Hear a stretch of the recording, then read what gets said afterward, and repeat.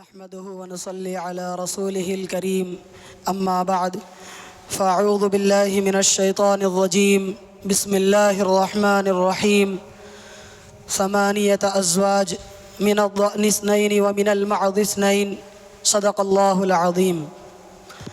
معزز اساتذہ کرام اور عزیز ساتھیوں، میرا آج اس محاضرے کا عنوان گوشت خوری عقل و مذاہب کے روشنی میں غیر نباتاتی خوراک یعنی انڈا، مچھلی، گوشت پروٹینز کا بہت اچھا ذریعہ ہے۔ اس میں حیاتیاتی طور پر مکمل پروٹینز، ضروری امیونٹیز پائے جاتے ہیں۔ انسان کے اندر ایسے دانت موجود ہیں جو چوڑے بھی ہیں اور نوکیلے بھی ہیں، اس لیے ان کے دانت گوشت اور سبزی دونوں قسم کی خوراک کے لیے موزوں ہیں۔ انسانی خوراک کا بڑا حصہ جانور سے پورا ہوتا ہے۔ بعض ٹھنڈے یا بہت زیادہ گرم صحرائی علاقے ہوتے ہیں جہاں پر کھیتی نہیں کی جا سکتی، وہاں گوشت ہی انسانی غذا کا کام آتا ہے۔ اللہ تبارک و تعالیٰ نے اس کائنات میں نو بنو انسان کو، نو بنو مخلوق کو وجود بخشا ہے اور ان سب کے رزق کی ضمانت لی ہے۔ وما من دابۃ فی الارض الا علی اللہ رزقها، لیکن مختلف ذی روح کے لیے ان کے جسمانی صلاحیت اور ضرورت کے اعتبار سے الگ الگ خوراک متعین فرمائی ہے۔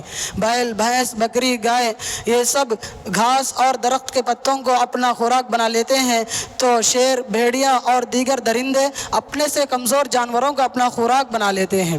انسان اپنے جسمانی ضرورت کے اعتبار سے سبزی غذا کا بھی محتاج ہے اور لحمی غذا کا بھی محتاج ہے۔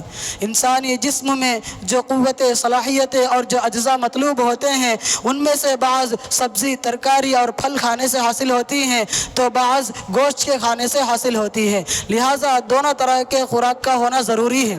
ہندوستان میں سب سے پہلے گوشت کا کھانا جن لوگوں نے شروع کیا وہ نہ عیسائی تھے نہ مسلمان تھے، بلکہ وہ عام لوگ تھے جن میں تمام ذاتوں کے لوگ شامل تھے۔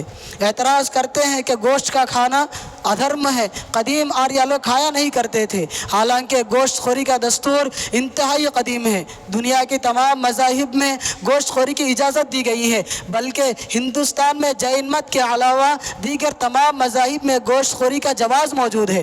گاندھی جی خود اس بات کو تسلیم کرتے ہیں کہ ایک زمانے تک ہندو سماج میں جانوروں کی قربانی اور گوشت خوری کا عمل عام تھا۔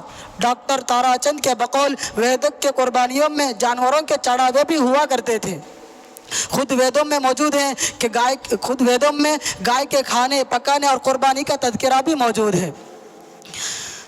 اور مہابھارت میں بھیشم یدھشٹر کو قربانی دینے پر ابھارتا ہے۔ ہمیں رامائن کے ایودھیا کانڈ سے معلوم ہوتا ہے کہ رام چندر جی 14 سال ونواس کے دوران جنگلی پھل کے علاوہ دیگر جانوروں کو شکار کیا اور ان کا گوشت بھی کھایا ہے۔ اور ڈاکٹر بی آر امبیڈکر ہندوؤں کے خلاف دعویٰ کرتے ہوئے مضمون لکھا کہ گائے کو مقدس ماننے سے پہلے اس کو ذبح کیا جاتا تھا۔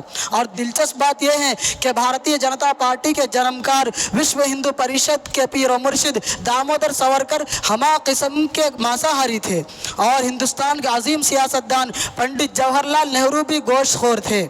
علوم سائنس کے علم طب نے گوشت خوری کو صحت کے لیے مضر قرار نہیں دیا۔ اصل بات تو یہ ہے کہ ہندوستان میں مسلمانوں سے بھی زیادہ تر اس وقت ہندو گوشت کھاتے ہیں، بلکہ سرکاری نگرانی میں جنگلی جانوروں کا گوشت کھلایا جاتا ہے۔ ہر بڑے شہر کے عجائب گھر میں خود سرکاری نگرانی میں مختلف جانوروں کا گوشت کھلایا جاتا ہے۔ ایئر لائنز کی انٹرنیشنل پرواز خصوصاً ایئر انڈیا غیر ممالک مسافروں کے لیے عمدہ اور بہترین گوشت کھلانے کا انتظام کرتی ہے۔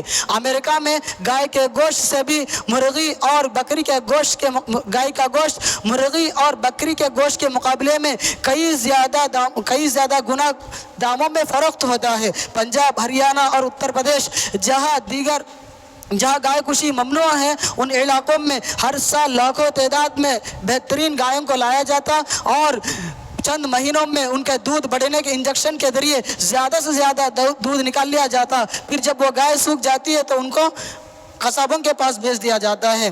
اگر سنو، اگر پابندی لگانا ہے تو شراب پر لگاؤ، اگر پابندی لگانا ہے تو جوئے پر لگاؤ، جو متفقہ طور پر خبیث اشیاء ہے، جس سے انسانیت کی عقل ماری جا رہی ہے اور حیوانیت کو فروغ ملتا جا رہا ہے۔ اگر تمہیں بند کرنا ہے تو جسم فروشی کے اڈے بند کرو، جس سے پوری قوم ایڈز کی مریض کے شکار ہو کر موت کے منہ میں چلی جا رہی ہے۔ دہشت گردی کو لگام لگاؤ، جس نے لاکھوں انسانوں کی زندگی کو پامال کیا ہے۔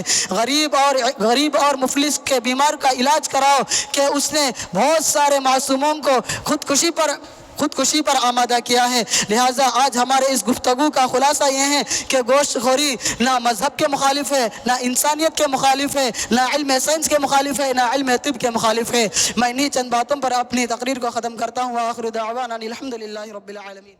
فأووا إلى الكهف ينشر لكم ربكم من رحمته ويهيئ لكم من أمركم مرفقا